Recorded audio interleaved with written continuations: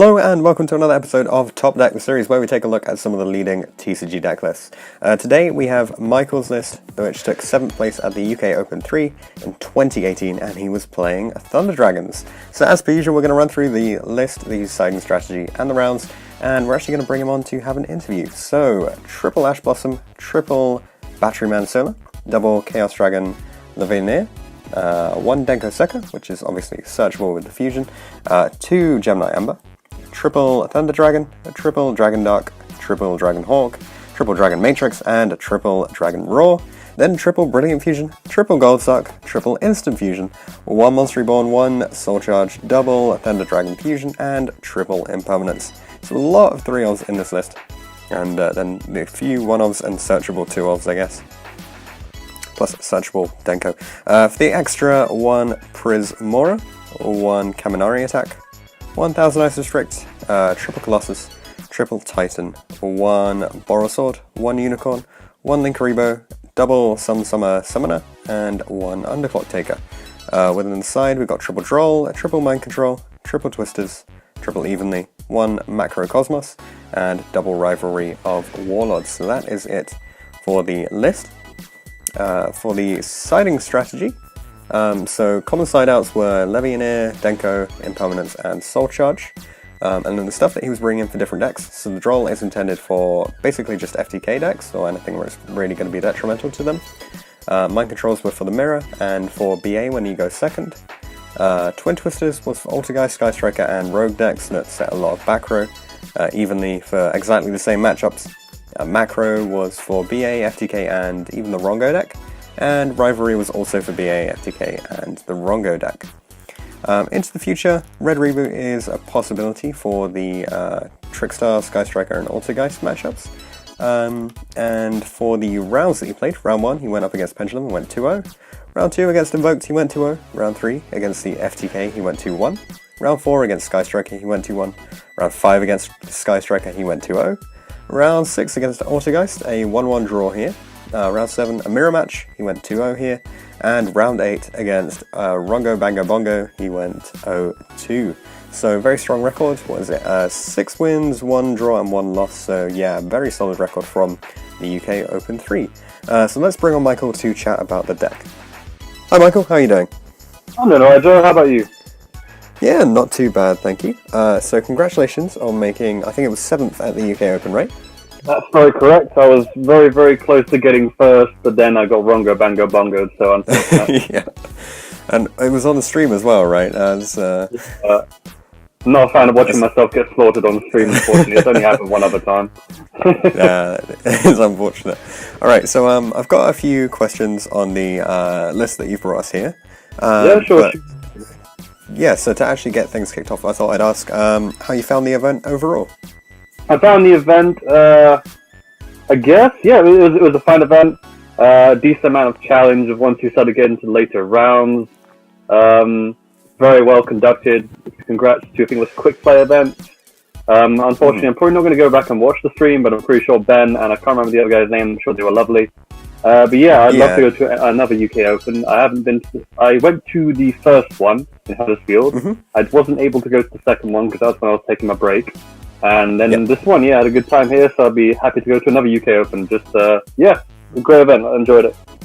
Cool, good stuff. So then, for the list then, why did you decide to play Thunder Dragons for the event? The truth be told is that ever since Thunder Dragons were announced, I was like, holy hell, this deck looks amazing. It looks broke. I love Super Bolt Thunder Dragon. Like I was hooked on Super Bolt Thunder Dragon being released, and then from there, like the whole core was released, and I was like, I have to figure out this deck. This was a deck that got me back into the game. I played for YCS Utrecht, but I played Altergeist, so I didn't really kind of go for the event. I kind of wanted the free stuff, cool mat, the Divine Dice, the Field Center, but I really know this deck inside and out. I've been solitairing it online for time. I know like at least almost all the combos by heart now. I love the deck, and I think like if you genuinely enjoy the deck yourself as well as being a decent player, then like I think your performance just skyrockets a bit more from there. Yeah, because you just put that much extra effort into learning it, right? And Exactly. seeing the interactions with other decks as well. Yeah, and of course it's like a very strong. I think it's a strong deck right now. I don't think it's the best one because of course you have the Rongo deck, you have FTK being overshadowed by all these things. But like on one hand, I'm like, this deck should be winning a few more events. On the other hand, I'm kind of like, I don't really mind because it means I'll get to play the deck for longer. This I can see this deck dodging some ban lists. I can't see anything from this deck getting hit anytime soon. So I can see this deck going at least into the next year's YCS very, very easily. Yeah, I think that's a pretty reasonable assumption to make. Cool, okay, so let's get on to the build then, and some of the differences between this and maybe some other builds. Sure. So why did you decide to go with the Brilliant version of the deck? Well, initially, when I first heard of the Brilliant Fusion, I was not a believer, I was a hater. I didn't think it was necessary, I didn't think it was that big a deal. I thought just like, Instant Fusion, Gold Spark was enough. I played Allura from my YCS London build. Then I was like, okay, I'm gonna see what the hype is about because I think I played a guy at London and he used this on me and I was like, wow, this is actually pretty broke. And so I started playing it and I completely rate the Brilliant Fusion build. I love it. Like honestly, like I played like one Gemini Amber initially, but then like the Garnet curse happens and like you just keep seeing it. Like I swear, it was at I think it was the regional in Reading, the regional in Reading. But first of all, there's this curse I have with Tom Rose. I played him in round 4 for 3 consecutive regionals, and I was just swamped by him. But then, of course, like game 3, he wins game 1, I win game 2. Then game 3, I feel like he tells me to start because then he responds to a second. And in my hand, I open like 2 Brilliant Fusion and an Amber. So I was like, no, this is garbage. I need to play 2 Amber. And now 2 Amber is actually really good because if you open 1 Amber, 1 Brilliant Fusion, it's actually not bad because, of course, Prismora allows you to pop a card, so it just helps you in the long run. Like there have been some tricky situations. I distinctly recall in my match against Altergeist at the UK Open 3, where I think like when you need to like draw like a decent card, I drew into an Amber, and it's like, wow, this is horrible. It must really suck. I really rate Brilliant Fusion because it's kind of like a strange middle ground between Batteryman Solar and Instant Fusion. Like it will give you stuff in the graveyard, and it will give you a fusion monster to climb into a Titan usually. And like, I think it's really good. I think it's the better card to play over because Allura is just horrible. I don't even know why I played that card. I just don't think there's anything better to play. But I definitely rate Brilliant Fusion, especially if you have to like empty your pockets for a Prismora. Yeah, exactly. Yeah, cool. All right then. So moving on to the next bit, you played the sort of semi-Chaos Dragon variant, so you have the 2 Levianeer in here. Yeah. So how did you feel about this card, and why did you only decide to play 2 of it instead of 3? Well, I think like in very initial testing, like a while ago, like I would test out like 3 BLS, but like it's really strange. Like don't get me wrong, it's like a very strong card, but like you really don't want to see more of like one of it in your hand, and like it's really not the main focus of the deck, so you don't really mind kind of like being a what if card. Like originally I was playing BLS, but then like the BLS is for the most part for the mirror match, and like Thunder Dragons are not very popular right now, and so Levianeer is the next best option because like BLS is really good against the mirror, but like really so-so against everything else, whereas it's kind of the opposite for Levianeer. Levianeer is really crap in the mirror, but it's really, really good against everything else. Like just summon it, your non-target top 2 cards, or the choice between 3 abilities is really quite nice. And like I literally, throughout the entirety of the UK Open, I never saw this card in my hand, which was a bit upsetting to an extent, but like I saw everything else I needed, so I guess that's okay. But yeah, like the card, when you see it and when you can play it, it's amazing. But like for the most part, you can honestly like change. You can take this out if you really want to, make it 40 cards. But like I'd rather have it in there at 2. I just kind of like the whole power card kind of thing. I rate Levianeer so far. A little more testing to go into it, but I'm liking it so far. Cool. Okay. So then, as far as sort of other random cards, you got the 1 Denko Sekka, which is obviously searchable with a fusion. Was it enough to play the 1 then? Yes, I do think it's absolutely fine just to play the 1. Like. I haven't per se tried siding 2 and going from there. One reason is because my side deck's a bit tight, but I honestly do believe that like the deck can usually consistently throw a fusion in the graveyard at the end of its turn 1, and then you just kind of can just search it from there. Like I've never needed more than 1 Denko Sekka usually. Like honestly, like that, I think 1 in the main deck's absolutely fine. You just like search it and like go from there. Yeah, I think it's fine. Yeah. Well, I imagine you probably just you stun the back row and then OTK, right? Oh, exactly. And of course, in our match in YTS London, it has other uses as well. You can also transform into a Thunder Dragon. Best use. It's true. Cool. Okay, so as far as the hand traps are concerned, then you went with the 3 Ash and the 3 Impermanence. Do you think these are the right hand traps to go with for the current meta, or would you change these up for anything, or do you think that they're good enough? I think these are the correct ones to play, at least for Thunder Dragons. Before Impermanence, I was playing Bell. The Bell, once again, is a Mirror Max-centric card. Of course, it has good plays against, Skystrike to stop Kagari, or to stop, Rematch for Goki and, various other things. But, its main purpose is the Mirror Match to stop the Avian and to stop the Fusion. Yeah. But then, of course, there really aren't really many Mirror Matches running around these days. So, I was like, okay, Bell really hasn't been putting the work in these previous few regionals. I'm going to try out Impermanence, see how this goes, because Impermanence can stop a lot more. It's okay in the mirror match because you can negate Thunder Dragon and maybe go from there, but for the most part it's really so in the mirror. But I think it put in work the entire weekend. I rate Impermanence hands down. I think it saved me a couple of times. It saved me from being FTK'd, which is one of the main reasons why we play it, truth be told. It's to stop FTKs, it's to negate the correct card and go from there. I rate Impermanence. I think it's better than Bell at the moment. I think if Thunder Dragons pick up again, which I can see them doing in a few months, they're probably just going to turn into Bells. But at the moment, I rate Impermanence. And of course, Ash is Ash. Ash is Ash. I think it's just staple at this point. I don't think there's much of a reason not to play it unless you're having a really bad experience with it, or if your deck, for some reason, just doesn't need it, etc. But I think Ash is staple, and I think Impermanence is a good choice. Okay. Cool. Yeah, I think you've explained through those pretty well. So we'll move on to the extra then.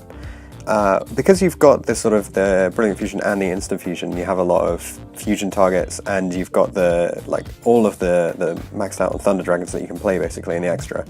That does mean that you're sort of limited in terms of what Link monsters you can play. Yeah. So obviously you need the Summoner summoners, and you need the Link Rebo to trigger off your stuff. Yeah. So why did you decide to go with the Borosaur, the Unicorn, and the Underclock?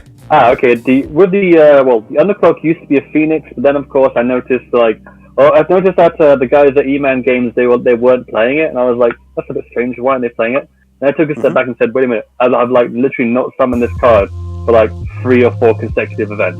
Why am I even playing this? And so they were playing Underclock. So Underclock is just off the E-Man's playing it, and I feel okay. I'll see how this card if it means anything. Maybe it is because I haven't really found out what the correct time is to summon it yet.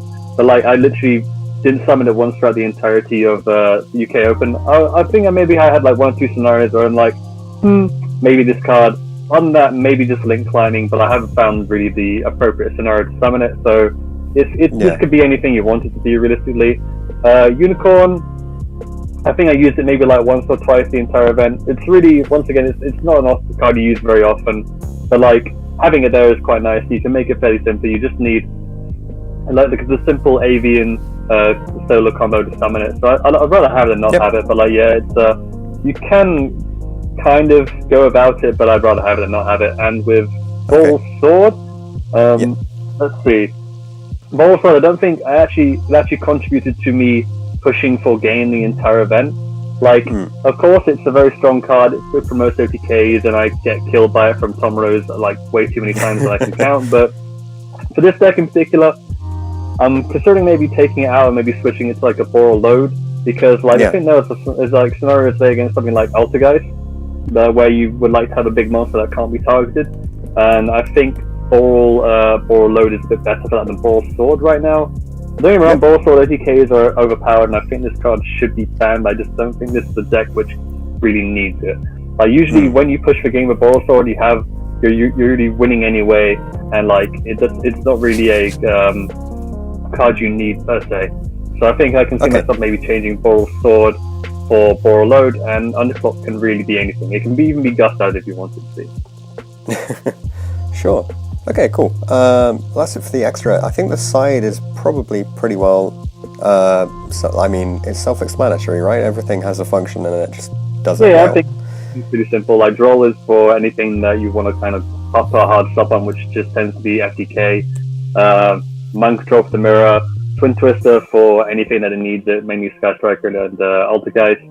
It's kind of the same thing with Evenly Matched. Twin Twister and Evenly Matched kind of serve the same purpose. And this was the first event I think I took a macro Cosmos to.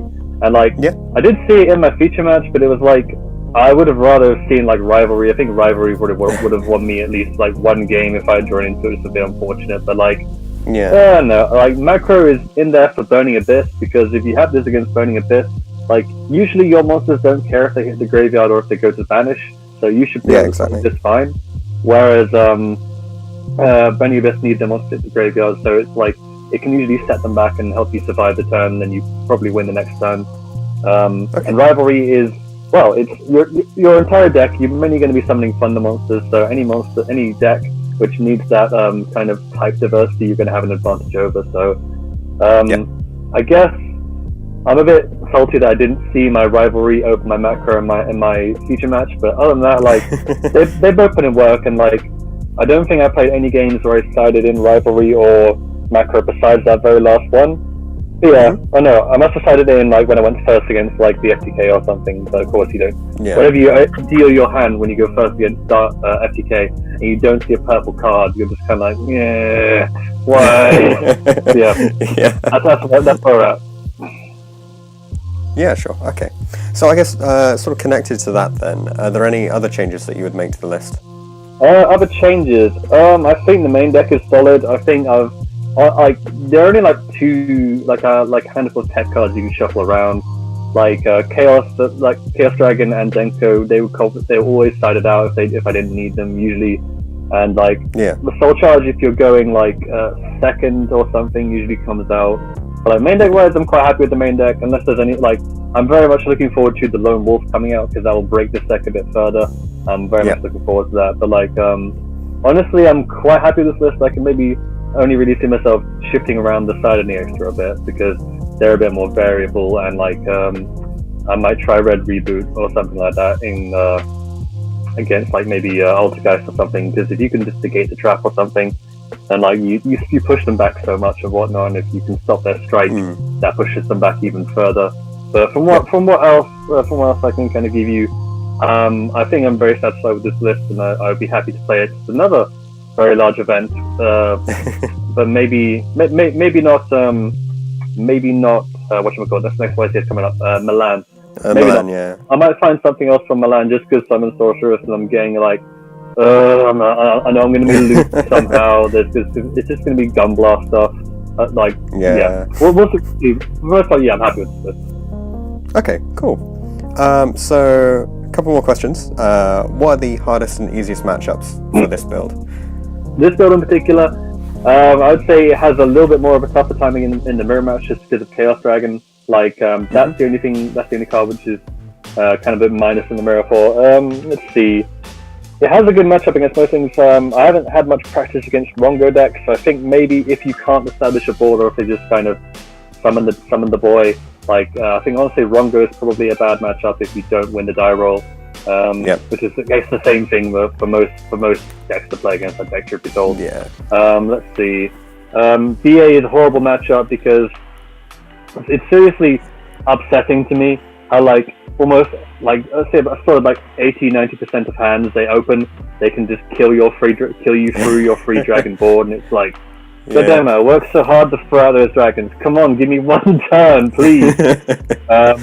Usually have a good matchup against everything else, though. Like for the most part, unless like you open really bad or they open really good, you should be able to slaughter the Sky Striker matchup, which I am actually immensely satisfied for.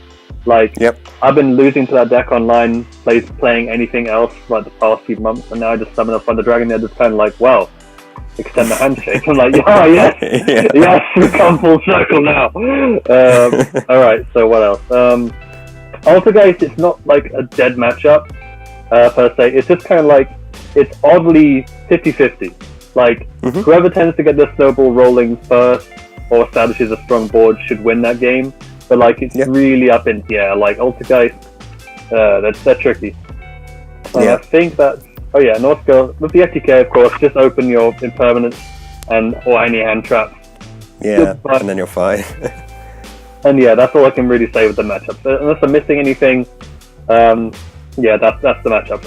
I do so heartily love killing Sky Strikers. It feels good, man. I'm just saying, if there's any reason to play this deck, is because it just puts them on tilt. It's just so good. Cool. Well, yeah, I think that's it for the list then. Are there any shout-outs you want to make? Any shout-out? Let's see. Shout out to Grandpa Swan, because of course he's always kind of supplying me with cards. I'm not necessarily in the same kind of sponsorship thing he used to do for me a while ago. We referred to it as a sponsorship. But like, yeah, shout out to him. I travelled up with him and it was a hilarious car ride back. So we were just kind of chatting about like what cards would be in the after pack and whatnot. Sorry, tournament pack. What the hell is it called now? Let's see. Shout out to Team Kribo at the event. You all did very well. Shout out to Tom Rose for slaughtering me every round 4. Let's see. What else have we got? Shout out to my boy Ahmed Mustafa. Shout out to my boy Lewis Napoli. Shout out to basically anyone and everyone who kind of helps me and plays against me and just kind of helps me be better at this game. And if I missed you, I apologize. Just let me know and I'll just make a list the next time I do one of these things. We'll stick it in the comments or something. Cool. Well, thanks very much for coming on. And congratulations on an excellent record at the UK Open 3. And hopefully I'll see you again in the future. Ciao. Take care. Thanks for watching this episode of Top Deck. If you have any comments or suggestions that you would like to make, leave them in the comment section down below. Check out the description for details of how you can get involved in this series. You can enter by voice interview, or instead you could just send all of your information over Facebook Messenger. Anything like that will be absolutely fine. If you want to see anything in particular from the upcoming series, then be sure to get in touch, and I'll see you guys in the next video.